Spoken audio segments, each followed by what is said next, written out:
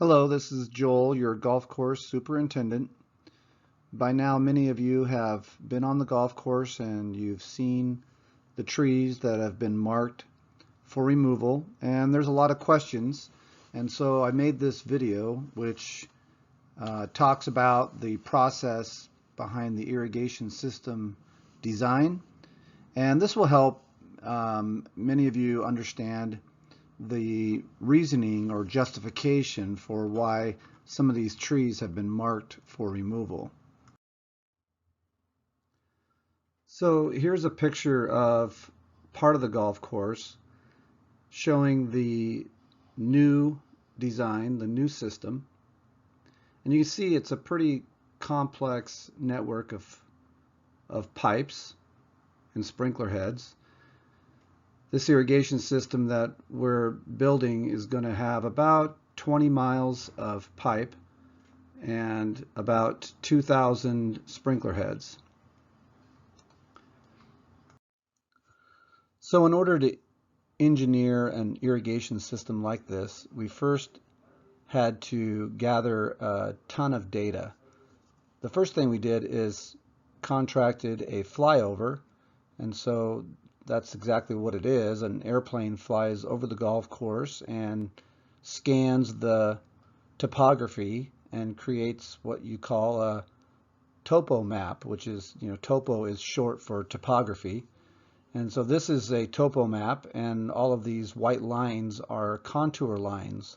So it shows all of the different elevations on the golf course. And this is important when engineering the irrigation system main line, because the main line has a lot of water in it, and of course the gravitational pull has a lot of influence on that water. And so in order to create a safe and functioning irrigation system pipeline, that has gallons and gallons of water and high pressure, you first have to start with knowing where all the different elevation points are on the golf course.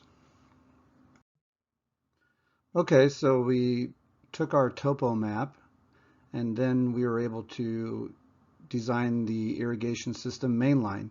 So this picture here shows you the main line, and these numbers tell you the size of the pipe. So you've got 12-inch pipe here and 10-inch pipe here, 6-inch pipe here. And you can also see on this picture all of the mowing lines, the fairways, the greens, the bunkers, the trees. And we didn't get this picture from tracing a photograph or anything like that.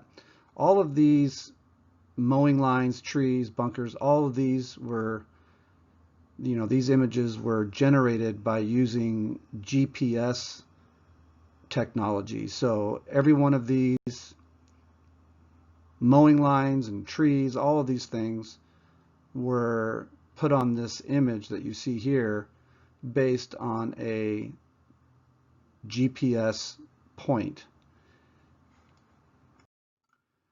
And this is how we gathered this information. You can see this device here that we're holding, and then we're taking that stick there and walking, let's say we were walking this mowing line here on 18 green, and every couple of inches this device records a GPS location. And so you put these GPS locations into the software and it generates your image. So we took this GPS recording stick device thing and we walked it around every single green edge, every single bunker edge. We walked it around every fairway edge, every cart path. We basically marked every single item on the golf course so that we had a exact perfect image of the property. We even marked future mowing lines. Like here, this is number 7 green, so we know that we're going to widen the green here in this area a few feet. And so we put that line on the map too, so that we can design the irrigation system to work with the future shape of the green. And then of course, we marked every single tree on the golf course using this GPS device. Every single tree had its location marked, and then we made notes on the species of the tree and the size of the tree. We measured the diameter of the trunk. And so this is a huge component of the overall image of the property. Okay, so now here you have it. We took all those GPS points. I'm not really sure how many exactly, but thousands and thousands of GPS points, and put them into the software. And now we have this perfect map of the golf course showing every mowing line, every cart path, buildings, you name it, and it's perfectly to scale. So now that we have a perfect image of the golf course, now we can start putting the sprinkler heads on. Okay, so here you go. All the sprinkler heads now are on the map. And this may look easy, but this is very challenging to do. And this is the part that really takes a lot of work to organize all these sprinklers so that they are all spaced as perfectly as possible. And yet, you can't have a sprinkler head in the middle of a putting green, and you can't have it in the middle of a bunker. But all of these sprinklers are placed exactly, or as close to as possible, 60 feet apart. Okay, so here's an image that's a little closer up. It's a little easier this way to show you just how challenging it is to place these sprinklers. Now, like I said, every one of these sprinklers is about 60 feet apart, as close as possible to 60 feet apart, and they are triangulated. If you look at the pattern that these sprinklers are placed, you can see that they're in a triangle. So the goal is to keep all of these sprinklers in a perfect triangle formation, and of course not have any of these sprinklers end up in a bunker or in the middle of a green. So obviously you kind of work from the greens out, because around the greens is the most important part of the golf course. So sprinkler heads are placed around the edge of the green, and then you kind of work your way out from there the best you can. Of course, there's a challenge when you have another green close by. So just for the sake of showing you, let's say that you wanted to move this sprinkler in front of number 6 green. Let's say we don't want sprinkler heads right in front of the greens, just because we'd rather have this area be clean and pristine. So let's move this sprinkler head. Let's say we move that sprinkler head like 10 feet that direction. Well, if we do that, that means we need to move this other sprinkler head 10 feet that direction, and then this one 10 feet, in order to maintain the triangulation. And then of course this sprinkler is going to have to move 10 feet, and that one's going to have to move 10 feet. So you can see what I'm saying. It gets a little crazy. When you try to move one sprinkler, it has an impact on every other sprinkler. So that's why I really need to acknowledge Brent Harvey, our irrigation consultant and designer. He did a masterful job of placing the sprinklers on the golf course. Okay, one last word on the importance of sprinkler head spacing. These two images here, these are called densograms, and these images show the water distribution uniformity. And on the left, you can see this in this picture. Well, here, let me put the sprinkler heads in here. Okay, I can make these a little darker.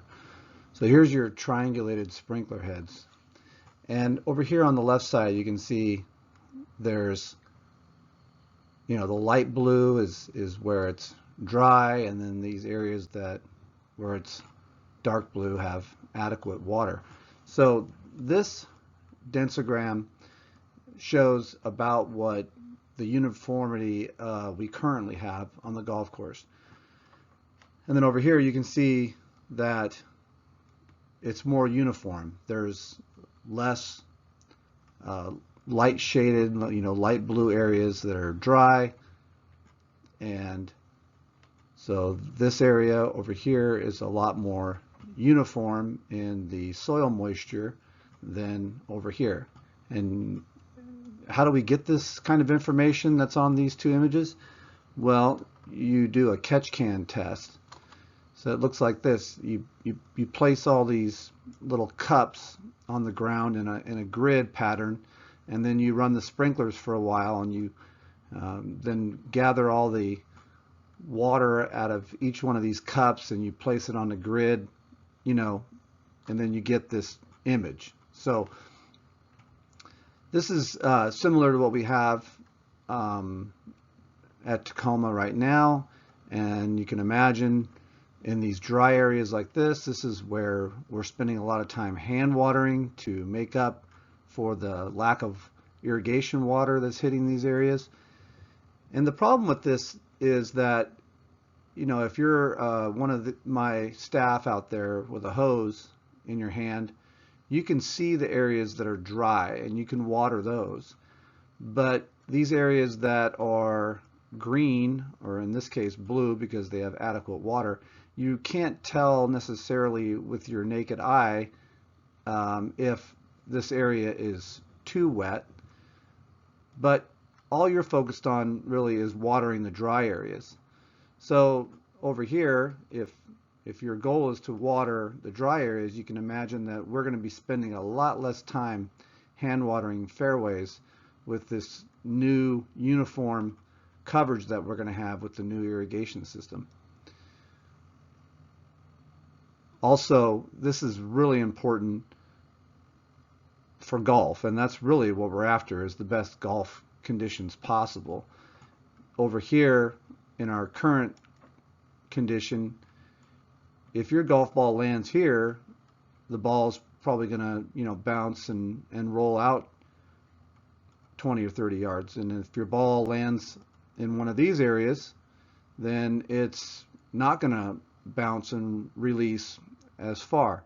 And so, if you're trying to play a shot, you can imagine you really aren't sure how it's going to bounce and release playing on ground that has this kind of ununiform, soil moisture.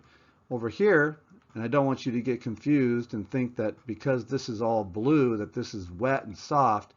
What it's showing here is that it's uniform. So in the same way that this can be uniformly wet, it can also be uniformly dry and firm. So anywhere in this area that your ball bounces, you can predict what it's going to do. You know you're going to get about the same bounce and roll on every shot. And that's what's important. And that's what's going to be a real game changer for the way our golf course plays with the new irrigation system. So with that said, with every sprinkler head now perfectly placed, as perfect as possible, it's focusing on, of course, down the middle being the most important. So the greens and the fairways, having perfect spacing and working your way out, there are some problems where you can see here, for example, there needs to be a sprinkler head right where there's a tree. And so the solution when you run into this problem is this double head where you put two sprinklers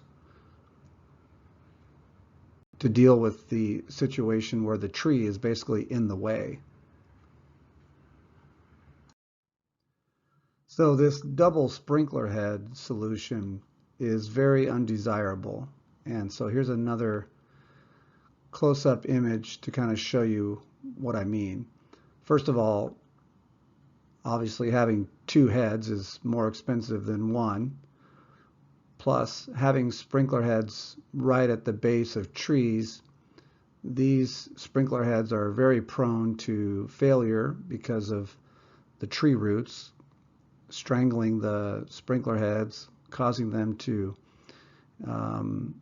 get out of whack, out of adjustment, causing the pipe that's feeding these sprinkler heads to fail or not function properly. Plus, you can see these sprinkler heads have that little black, they're like half black, half white there, so that means they're part circles. And that means that each one of these sprinkler heads only covers almost half a circle because they can't rotate in a complete circle because the tree's in the way. So you set that sprinkler to irrigate this way where it stops here and turns around here and stops here. And then this other sprinkler head essentially does the same thing. And this is a problem because every time this sprinkler head comes around here and pauses in order for it to go back the other direction, you end up with these points here that get too wet. And that is pretty much unavoidable to have some areas of excess water in these pause points. So we basically went through the entire golf course looking at every one of these trees that has a sprinkler head where the tree is and made a decision whether or not to keep the tree or not. Like in here you can see on this image, this tree here is short of 16 green, and there's a safety concern with removing that tree, so that tree is going to remain. But this tree here, it's right up against this sprinkler. It doesn't quite fall right on it, but you can imagine if this sprinkler is turning, there's hardly any water getting to this point because the tree's in the way. So the circle around that tree means that we decided that we would just remove that tree for the sake of having perfect irrigation coverage in this area. Okay, here's another screenshot of the golf course irrigation system master plan. You can see all of the new sprinkler head locations. You can see the trees that are circled, which are scheduled to be removed. And I can't talk about every single area of the plan in great detail, or that would just take hours. So I thought if I just talked about what's going on this particular area, then it would help everyone understand the process behind the tree removal for the rest of the golf course. So the committee and I basically, we went through the entire golf course and looked at every tree and asked ourselves these questions. Is this tree providing a valuable benefit? So for instance, this tree that's near the second green is clearly providing a safety barrier for those people that are standing on number 3T. These trees over here left of number 2 provide a buffer or screen for balls that might be hit errantly that would exit and leave the property. So, there's clearly some benefit to some of these trees. And these ones here, this little icon here, this represents the native Gary oak trees, which are protected trees. And clearly those are a great benefit, and anything that we can do to foster their growth and promote health with these trees is beneficial. And then we had to ask ourselves, is this tree costing too much? What is the cost of each tree? Each tree has a certain amount of maintenance cost associated with it because of the debris that's coming out of these trees. Some of these trees that are close to greens are a bigger problem with debris because the green might always or frequently be covered in tree debris and creating putting issues and just impeding the enjoyment of the game on a breezy day. And some of these trees obviously have a tremendous impact on the golf course because of shade. For instance, this fir is causing a problem with shade for the fairway. It's also causing a shade problem for the Gary oak trees that are here, which require full sun. These trees we've talked about removing before in order to get sunlight into the third tee and the second green area so that we can remove this cart path and have some healthy grass in this area. This tree, for instance, over here, obviously is a irrigation issue. There's a sprinkler head right against this tree, but also this tree and this tree and this tree. These are causing problems with the maintenance road, heaving up the asphalt. So there's a lot of things to consider. And irrigation obviously is this project, at hand. And there's lots of irrigation related trees here that have the double sprinkler head issue. But in general, every single tree on the property has a negative impact on the irrigation system to some degree.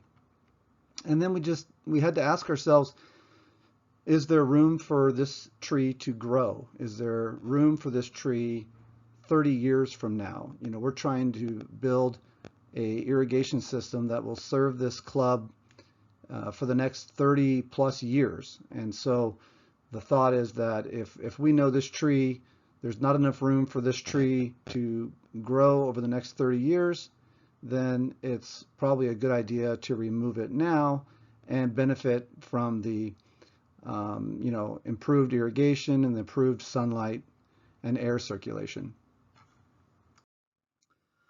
And the committee feels that time and time again, we have shown in the past with other projects that a few less trees is better for golf. Here's a couple of pictures to show you what I'm talking about. This is number 8 green before we did the bunker remodel. And I don't know if any of you remember this, but you can see this area of trees left of 8 green. It's very dark and there's hardly any grass underneath of it. And so when we did the bunker renovation, we removed half of these trees. And this is that same area today. So now some of you might think this isn't an improvement, but we feel that this is better for golf. And less trees, more grass, more sunlight and air is more enjoyable for playing golf. Here's another picture of that area, but from a different angle. You can see before the bunker renovation just how dark this area was with no grass. And then now, after removing half the trees, we have lots of grass, lots of sunlight and air. And of course, these trees are happier now that they have less competition for, water, air, and sunlight. So please go out on the golf course and look at these trees that the committee has marked for removal. Go ahead and ask yourself the same questions that we asked. How valuable is that tree? And how much is that tree costing us? And of course, is there room for this tree to grow? If you have any concerns or comments, please send your emails to trees@tcountryc.com. And it would be really helpful if you would refer to the tree of concern by its number. Each tree has a number tag on it. Thank you for listening.